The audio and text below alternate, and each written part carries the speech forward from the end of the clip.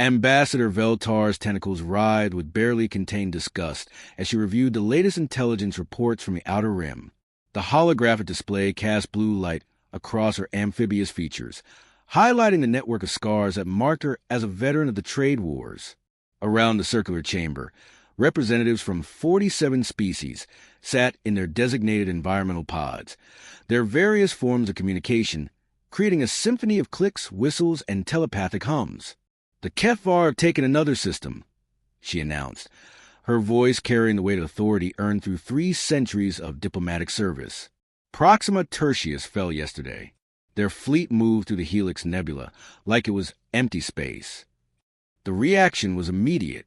Zekthol, the insectoid representative from the Hive Collective, released a pheromone cloud that tasted of fear and anger. That's 17 systems in 6 months. They're not just raiding anymore, they're conquering. "Where are the defense fleets?" demanded Counselor Mordun, his crystalline form pulsing with agitated energy. The Terran Confederation pledged ships. The Vorthan Republic promised 3 battle groups. Veltar's expression darkened. The Terrans withdrew their support last week. Something about reassessing priorities. The Vorthans are demanding payment up front. Payment we don't have. A bitter laugh echoed from the Saurian delegation. What about the humans? They used to be so eager to help, so ready to charge into battle for the greater good. The chamber fell silent. Even the constant hum of life support systems seemed to pause. Veltar's tentacles stilled, a sign of deep contemplation that every diplomat in the room recognized. "The humans," she said slowly, "went quiet 52 years ago." Quiet. Zekthol's compound eyes glittered with curiosity. Define quiet. No responses to diplomatic channels. No trade communications. No distress calls. No exploration missions beyond their solar system. They simply stopped. Veltar manipulated the holographic display, zooming in on a small yellow star surrounded by 9 planets. Earth, once home to the most militaristic species in the galaxy, now nothing but radio silence. Mordun's crystalline body chimed with what might have been amusement. Perhaps they finally achieved what they were always good at, destroying themselves. Or perhaps, interjected Tietlera, the ethereal representative from the Void Walkers, they realized how pathetic their technology would compare to ours. Remember their first contact?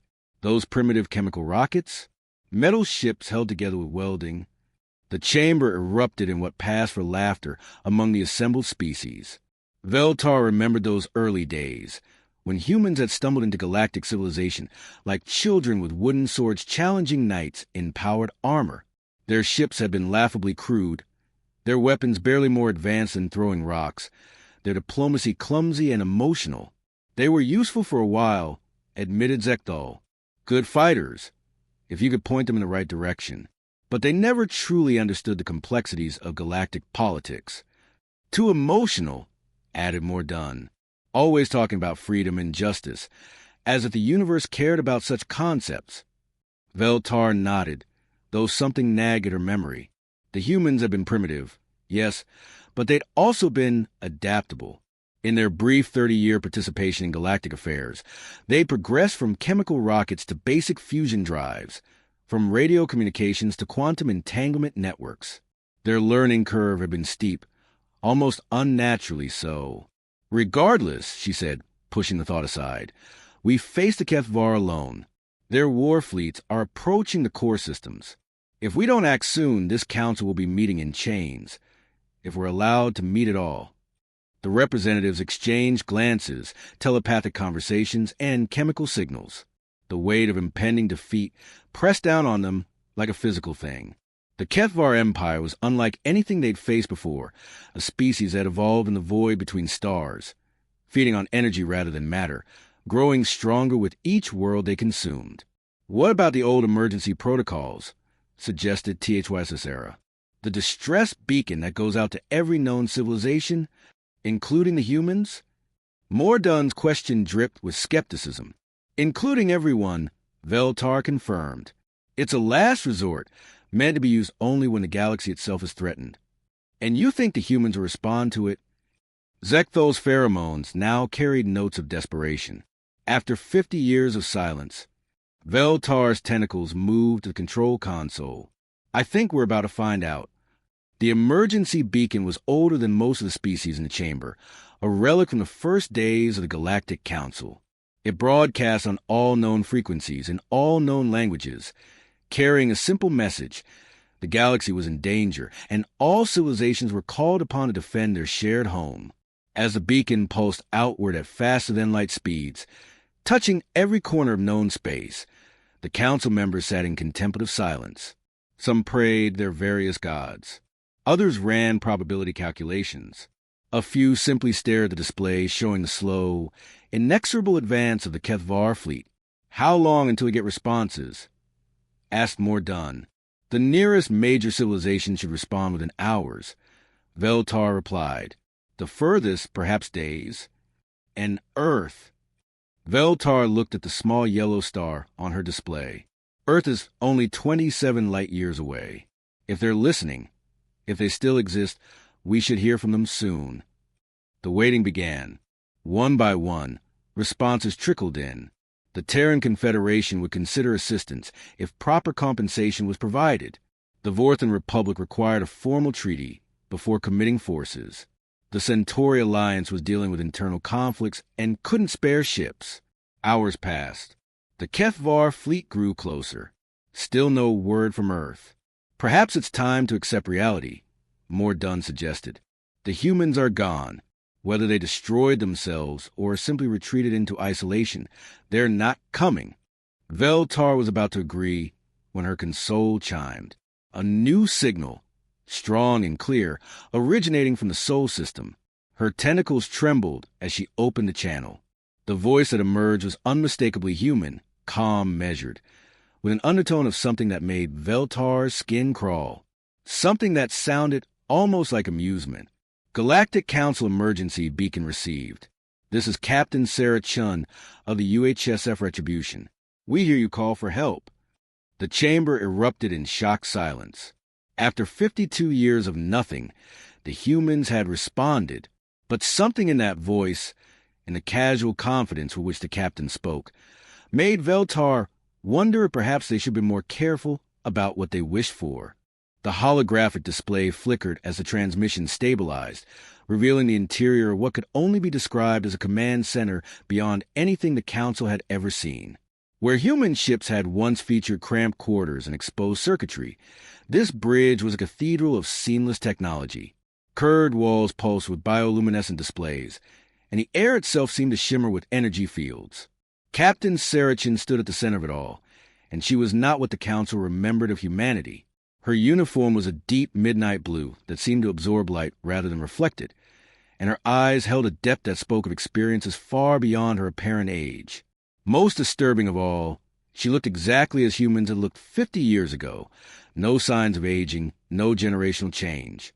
Captain Chun, Veltar managed, her diplomatic training kicking in despite her shock. "On behalf of the Galactic Council, we thank you for responding.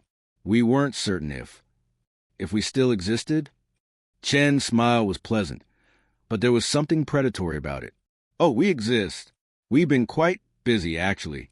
But please continue. You mentioned the Kethvar are causing problems." Zekthol's pheromones shifted confusion and wariness. "Problems?"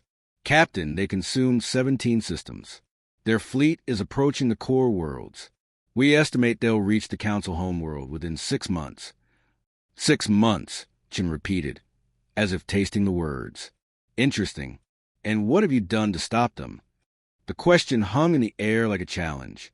Mordun's crystalline form pulsed with indignation. "We've mobilized every available fleet. We've reached out to all allied species. We've implemented emergency protocols that haven't been used in over a millennium. But you haven't actually fought them," Chin observed. "You've assembled committees, filed reports, sent diplomatic envoys. Very civilized. Very galactic." Veltar's tentacles writhed with growing unease. "Captain, with respect, the Kethvar are unlike anything we've faced. They don't communicate. They don't negotiate. They simply consume. Our best strategists estimate we need a fleet of at least 10,000 ships to have any chance of..." 10,000? Chen's laugh was like silver bells with an edge of broken glass. How charmingly optimistic. Tell me, Ambassador, how many Kevvar ships have you actually seen? Excuse me? Simple question. How many enemy vessels have your scouts observed? Veltar manipulated her console, pulling up intelligence reports. Our long-range sensors detected approximately 300 vessels in the main fleet, with smaller groups. 300, Chen interrupted. And you believe you need 10,000 ships to stop them? That's a ratio of roughly 33 to 1. By those calculations, a single Kevvar vessel is worth 33 of yours. The council members exchanged uneasy glances. When put that way, it sounded almost insulting. Captain, HFY interjected, her ethereal form shimmering with indignation, the Kevvar are energy beings. Our weapons are ineffective against them. They feed on the power sources of our ships, growing stronger with each victory. This isn't about numerical superiority. It's about fundamental incompatibility. Chen said, her expression brightening. Now we're getting somewhere. You're fighting an enemy that consumes energy, and your strategy has been to throw more energy at them. Fascinating. What would you suggest? Mordun demanded, his crystalline form ringing with frustration. We've consulted our greatest minds, our most advanced civilizations. If you have some primitive human solution. Primitive? Chen's voice remained pleasant, but the temperature in the chamber seemed to drop. You know, that's exactly what we thought you'd say. In fact, we had a running bet on how long it would take for someone to use that word. Behind her, the bridge crew, if that's what they were, moved with fluid precision. They were human, but something was different about them. They moved too smoothly, reacted too quickly, as if they were all part of some greater organism. Captain, Veltar said carefully, we meant no offense. We simply... Oh, none taken, Chen replied. We know exactly what you think of us, what you've always thought of us. It's been quite educational, actually, watching your long-range sensors probe our system for the past 50 years. The admission hit the chamber like a physical blow. The Council's intelligence services have been monitoring Earth, waiting for signs of life, of technology, of anything that might indicate the humans still existed. They'd found nothing. You've been watching us watch you, Zekthal stated, his pheromones now carrying pure fear. Among other things, Chen confirmed, we've been monitoring your communications, your trade routes, your technological development, or rather, your lack thereof. Did you know that in the 50 years since we went quiet, the average advancement in galactic technology has been less than 2%? You become comfortable, complacent, soft. We've maintained peace, Veltar protested. We prevented wars, established trade agreements, created stability. You've stagnated, Chen corrected. You've created a galaxy-wide retirement home where everyone is so concerned with not offending anyone else that nothing ever gets done. It's actually quite impressive in a pathetic sort of way. The bridge around Chen seemed to pulse with life. Displays showing star charts and data streams that moved too fast for the council members to follow. Whatever the humans had become, they were no longer the crude, emotional species that had stumbled into galactic civilization. What do you want? Mordun asked bluntly. Want? Chen seemed to consider the question. We want to help, of course. The Kevvar are a threat to all organic life in the galaxy. That includes us. And in return, Chen's smile widened. We want you to remember this moment. We want you to remember that when the galaxy was in danger, when your precious council was about to fall, it was the primitive humans who answered your call. Veltar felt a chill run through her being. Captain, exactly how many ships can you commit to the defense? Ships? Chen laughed again. Oh, Ambassador, you're thinking too small. We don't need ships. We need something much more elegant, which is bait. The word hung in the air like a death sentence. Around the chamber, the council members began to realize that perhaps the humans hadn't been hiding in fear for 50 years. Perhaps they'd been waiting, preparing, planning.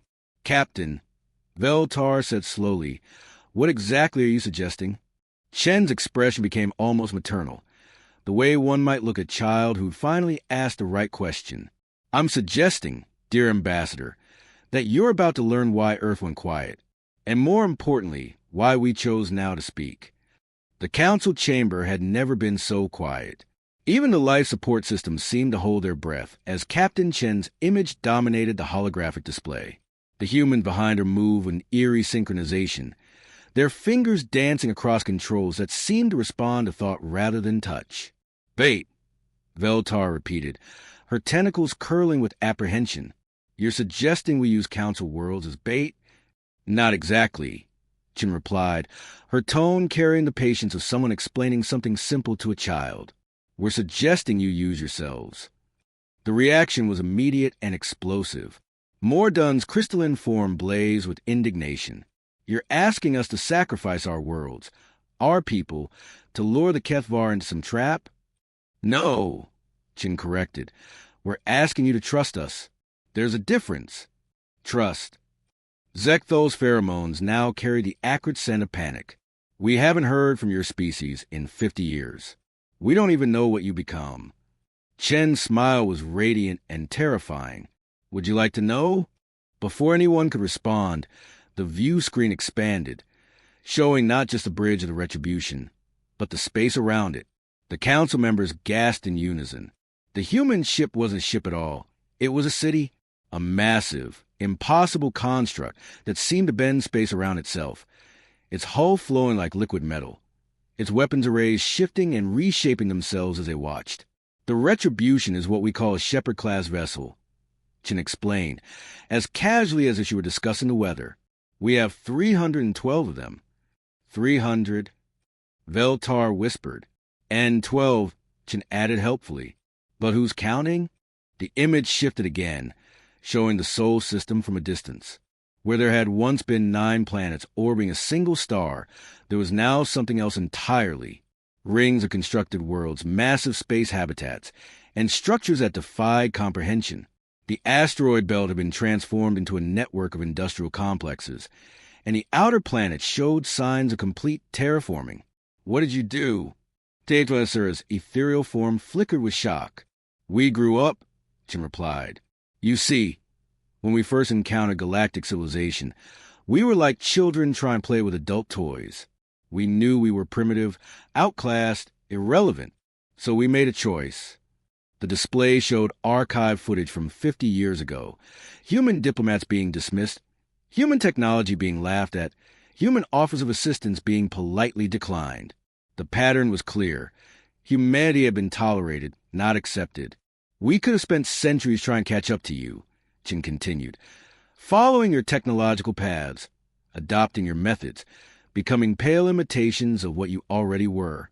Instead, we chose a different path, which was more done demanded. We chose to become something you couldn't imagine."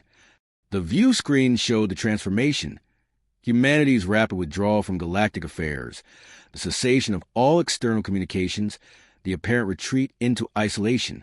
But now the Council could see what had really happened. Earth hadn't gone quiet, it had gone to work. "We spent 50 years asking ourselves a simple question," Chen said. "If we couldn't beat you at your own game, what game could we play instead?" "And the answer?" Veltar asked, though she was beginning to fear she already knew. "Evolution." The word carried weight that pressed down on the chamber like a physical force. Around the council table, representatives who had lived for centuries, who had seen the rise and fall of empires, suddenly felt very young and very afraid. "The Kethvar consume energy," Chen explained, her tone now taking on the quality of a lecture. "They're essentially living plasma, sustained by the electromagnetic fields of the ships they destroy. Your weapons feed them, your shields strengthen them, your very presence makes them more powerful." "We know this," Zekthal protested. "Our scientists have studied them extensively." "Your scientists are idiots," Chen replied pleasantly. "They've been trying to fight fire with fire. We chose a different approach."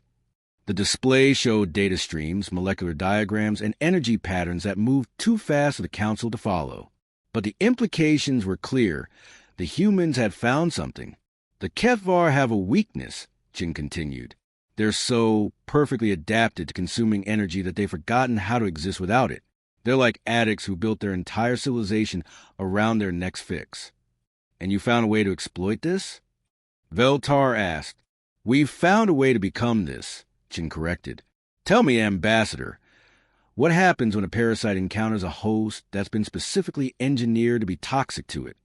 The question hung in the air like a challenge. Around the chamber, the council members began to understand that they were no longer dealing with the humanity they remembered. These weren't the crude, emotional beings who had stumbled into galactic civilization. These were predators who had spent 50 years preparing for a hunt. You're going to poison them, Mordun stated. We're going to cure them, Chin replied. The Kethvar are a disease and we're the antibody. But antibodies need to be introduced to the infection site. That's where you come in. How? Veltar asked, though she was beginning to suspect the answer would be unpleasant. You're going to lead them to us, Chin explained. You're going to make them think they're winning, that they're about to consume the greatest prize in the galaxy.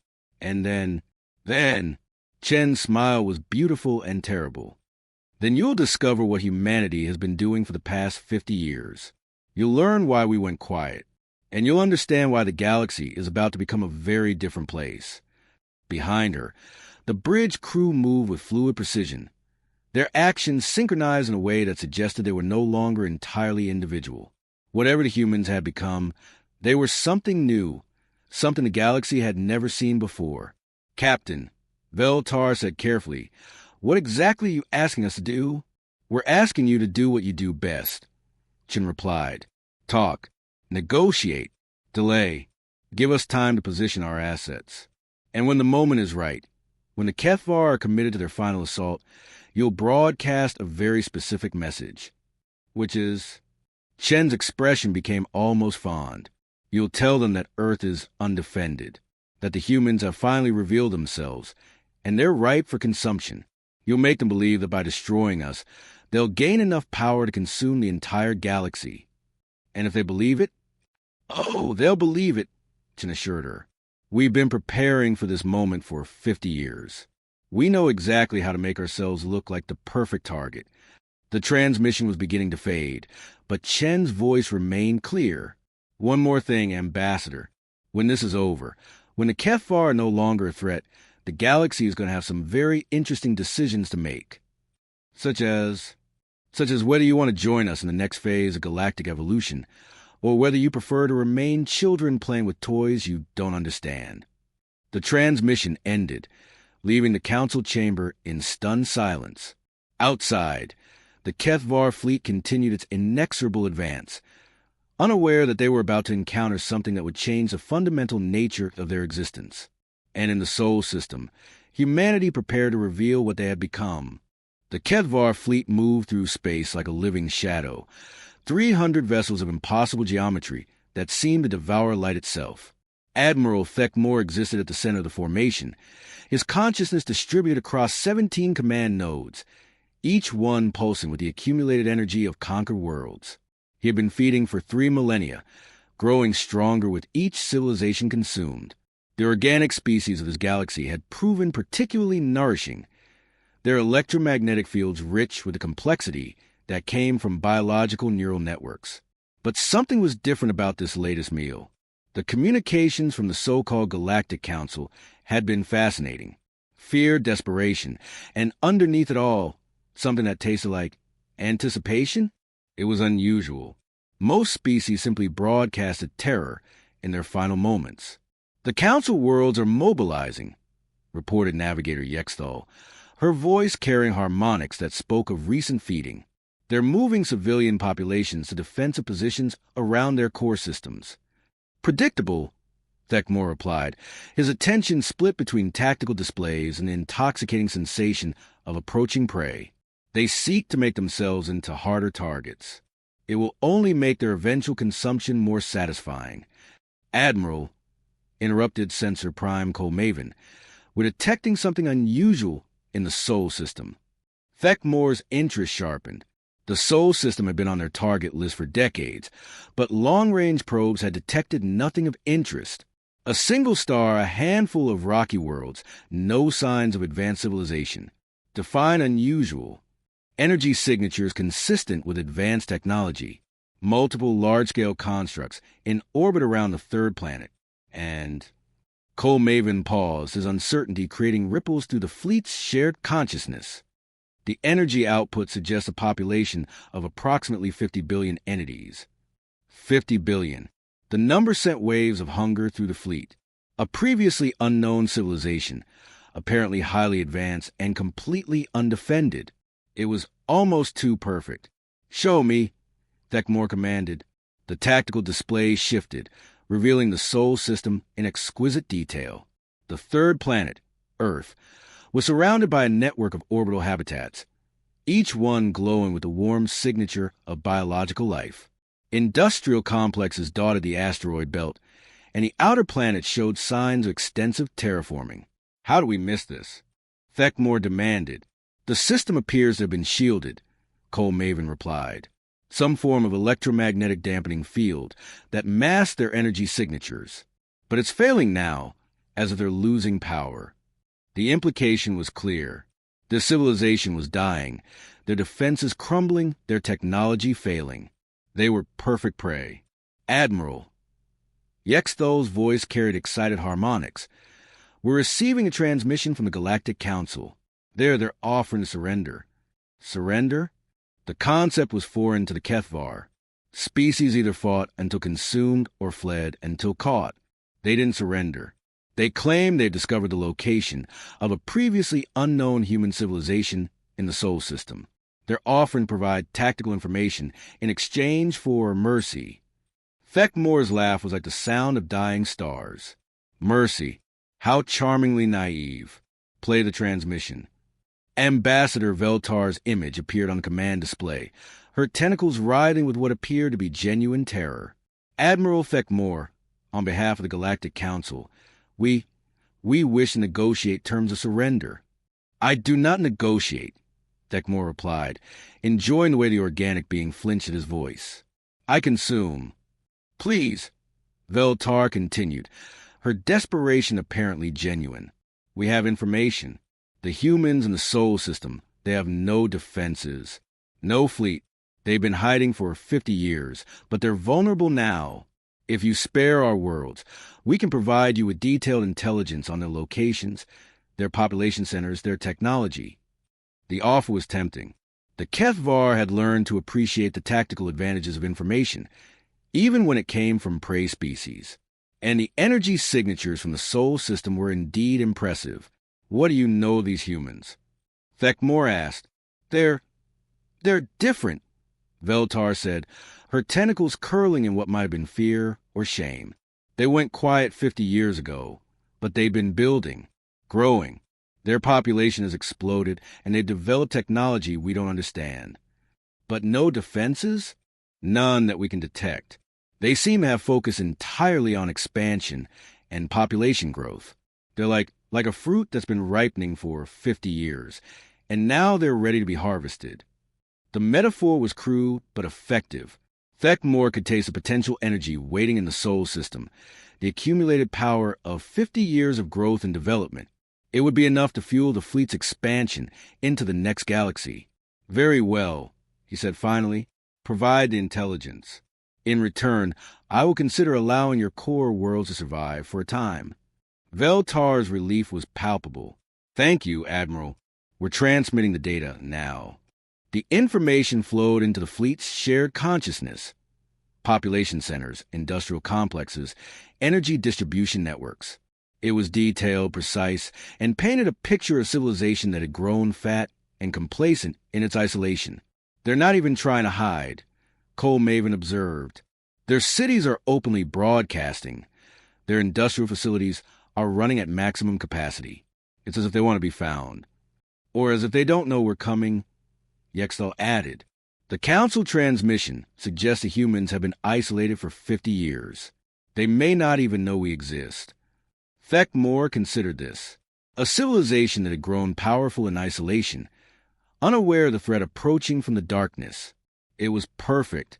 They would arrive at the Sol system to find a species completely unprepared for war, rich with the energy of 50 years of unchallenged growth. "Set course of the Sol system," he commanded. All vessels, maximum speed. We feast tonight. The fleet turned as one. 300 vessels of living darkness, accelerating toward what appeared to be the greatest prize in the galaxy. Behind them, the Galactic Council worlds breathed a collective sigh of relief, believing they had bought themselves time. But in the Sol system, Captain Sarachin stood on the bridge of the Retribution, watching the approaching fleet with eyes that held depths beyond mortal comprehension. "They're coming," she announced to her crew, though they already knew. The collective consciousness that now linked all of humanity had been tracking the Kethvar fleet since it changed course. "All vessels positions," she continued, her voice carrying to every human ship in the system. "Initiate Phase 1 protocols. It's time to show our guests what we've learned." Around Earth, the orbital habitats began to change. What had appeared to be civilian structures revealed themselves as something else entirely. Weapons platforms of impossible sophistication, their energy signatures masked until this moment. The trap was set. The hunters had become the hunted, and the galaxy was about to witness the birth of something unprecedented. A species that spent 50 years evolving from primitive explorers into apex predators. The Kethvar fleet pressed forward, driven by hunger and the promise of easy prey. They had no idea they were flying directly into the jaws of a creature that had been designed specifically to devour them. The Kethvar fleet emerged from hyperspace at the edge of the Sol system, like a plague of living darkness. 300 vessels of impossible geometry spread across the void, their forms shifting and writhing as they tasted the electromagnetic signature of what they believed to be easy prey. Admiral Thekmor expanded his consciousness across the fleet, savoring the anticipation of the feast to come. The energy readings from the human civilization were even more impressive up close. Billions of life forms, massive industrial complexes, and the sweet taste of species that had grown fat and complacent in isolation. "Begin the approach," he commanded, his voice rippling to the shared consciousness of his fleet. "Standard consumption pattern. We'll feed on the orbital installations first, then work our way down to the planet itself." The fleet moved forward, accelerating toward the inner system. But as they approached the asteroid belt, something felt wrong. The energy signatures were too clean, too organized. There was a pattern to them that spoke of purpose rather than mere survival. "Admiral," Sensor Prime Cole Maven reported, his uncertainty creating ripples through the fleet's shared awareness. "The energy patterns are unusual. They're not broadcasting randomly as organic civilizations typically do. There's a structure to it, almost like a signal," Navigator Yextal finished, her voice carrying harmonics of growing unease. Thekmor focused his attention on the readings. She was right. The energy signatures weren't the chaotic patterns of a living civilization. They were organized, coordinated, synchronized in a way that suggested, "It's a beacon," he realized, his voice carrying the first notes of alarm. "They're calling to something." "Admiral," Cole Maven's voice now carried pure terror. "We're detecting massive energy surges throughout the system. Whatever they're calling to, it's responding." The space around them began to change. What had appeared to be empty void now shimmered with energy fields that hadn't been there moments before. The asteroids revealed themselves as massive weapons platforms, their surfaces flowing like liquid metal as they reconfigured themselves for combat. And from the outer planets, something began to emerge. Ships, but not ships as the Kethvar understood them. These were living things, organic and technological simultaneously, their hulls pulsing with bioluminescent patterns that spoke of a fusion between biology and machinery that should have been impossible. "Admiral," Yextal whispered, "there are thousands of them." Thekmor expanded the perception, trying to count the vessels emerging from what had appeared to be empty space. 1,000, 2,000, 5,000. The numbers kept climbing, and with each new ship that revealed itself, the energy signatures in the system grew stronger. "This is impossible," he breathed. "No species could hide a fleet this large." "Admiral," Cole Maven's voice carried a note of panic that Thekmor had never heard before, "they're not hiding a fleet. They are the fleet." The realization hit, like a physical blow. The humans hadn't built ships. They had become ships. The energy signatures he had been reading weren't from a population of 50 billion individuals. They were from 50 billion components of a single vast organism. The lead vessel moved forward, its hull rippling with patterns that hurt to look at directly. A transmission reached the Kevvar fleet, and the voice that emerged was familiar. Captain Sarah Chun, but changed, evolved into something that spoke with the authority of an entire species. "Welcome to the Sol System," she said, her voice carrying harmonics that seemed to resonate through the very fabric of space. "We've been waiting for you. You dare to threaten us?" Thekmor demanded, marshaling his fleet into attack formation. "We are the Kefvar. We have consumed 1,000 worlds." "Yes," Chin replied, her tone carrying something that might have been pity. "We know. We've been watching you for quite some time, studying you, learning from you, and now we're going to cure you." "Cure us?" Thekmor laughed, the sound echoing through the void. "We are perfection. We are evolution itself." "No," Chin corrected. "You're a disease, a cancer that has spread through the galaxy, consuming everything in its path. But cancers can be treated. They can be healed." The human fleet began to move, and as it did, Thekmor felt something impossible. The energy fields that sustained his fleet, the electromagnetic signatures that fed his consciousness, were being absorbed, not consumed as the Kefvar consumed, but transformed, converted into something else. "What are you doing?" he demanded, his voice now carrying notes of genuine fear. "We're showing you what you could have been," Chin replied, "what you can still become." The space around the Kefvar fleet began to change. The darkness that had always been their ally now seemed to pulse with alien patterns, and the energy that sustained them for millennia began to taste different. Where once there had been the pure, intoxicating rush of consumed civilizations, now there was something else, something that spoke of choice, of growth, of transformation. "You're poisoning us," Thekmor gasped, his consciousness fragmenting as the energy fields that sustained his fleet began to shift and change. "We're healing you," Chin corrected. "The Kefvar were once a species like any other. You had names, individuals, cultures, but you chose consumption over growth, destruction over creation. You became addicted to the energy of others, and in doing so, you lost yourselves." Around the fleet, the human ships began to sing, a harmony that resonated through dimensions the Kefvar had forgotten existed. The sound was beautiful and terrible, carrying frequencies that spoke directly to the quantum structure of their consciousness. "Feel it," Chen's voice whispered through the void. "Remember what you were before the hunger. Remember what you could be again." Thekmor felt his identity dissolving, but not into the familiar darkness of consumption.